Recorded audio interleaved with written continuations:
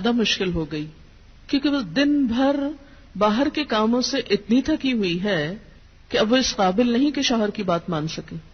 وہ بے شمار گھر کے علاوہ باہر کی ٹینشنز میں گرفتار ہے. لہذا ایک طرف اپنا گھر خراب کر رہی ہے. ظاہر ایک شوہر کو اگر روز نہ ہی سننی پڑے تو اس کی توجہ لازماً باہر جائے گی، وہ کہیں اور دیکھے گا. ذمہ دار کون ہوگا؟ اور دوسری طرف اللہ تعالیٰ کی ناراضگی بھی. اللہ کی رضا شوہر کی رضا میں ہے اور اللہ کی ناراضگی شوہر کی ناراضگی میں ہے. ہاں یہ الگ بات ہے کہ اگر شوہر ناروا زیادتی کرتا ہے اور بالکل بے رحم ہے یا ایسا کو مطالبہ کرتا ہے کہ جو ناجائز میں آتا ہے، وہ تو نہیں پورا کرنا. جیسے آپ کو بتایا گیا کہ فطری طریقے کے علاوہ کوئی بھی ایسا طریقہ خواہ وہ شوہر اور بیوی کے درمیان ہی کیوں نہ ہو اسے حرام قرار دیا گیا، چاہے وہ عمل قوم لوط سے ملتا ہو یا اورل سیکس ہو. یہ تو ناجائز ہے ہی، لیکن فطرت کے دائرے میں. اور اس میں بنیادی چیز جو باہم کاؤنٹ کرتی ہے وہ باہم ایک دوسرے کے ساتھ کوآپریٹ کرنا ہے، ایک دوسرے کے مزاج کو سمجھنا ہے اور ایک دوسرے کے ساتھ تعاون ہے. لیکن آپ دیکھیں کہ ہمیشہ آئیڈیل صورتحال نہیں ہوا کرتی، ہر شخص اتنا کنسیڈریٹ نہیں ہوتا.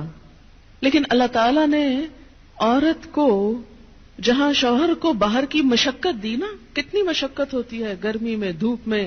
مثلاً ہر شخص کا ایئر کنڈیشنڈ آفس تو نہیں ہے کہ وہ وہاں بیٹھ کے کام کر رہا ہے. بہت سے مرد سڑکوں پہ سڑکیں بنا رہے ہیں دھوپ میں کھڑے ہو کر، کچھ کھیتوں میں کام کر رہے ہیں، کٹائیاں کر رہے ہیں فصلوں کی، کوئی اور مکان بنا رہے ہیں، دھوپ میں کام کر رہے ہیں.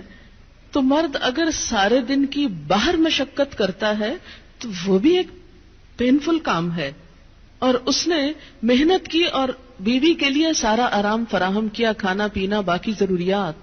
اب اگر بیوی کو اس کا مطالبہ پورا کرنے میں تھوڑی تکلیف ہو رہی ہے تو کیا ہوا کہ موڈ نہیں ہے، دل نہیں مان رہا تو کیا ہوا، نہ صحیح.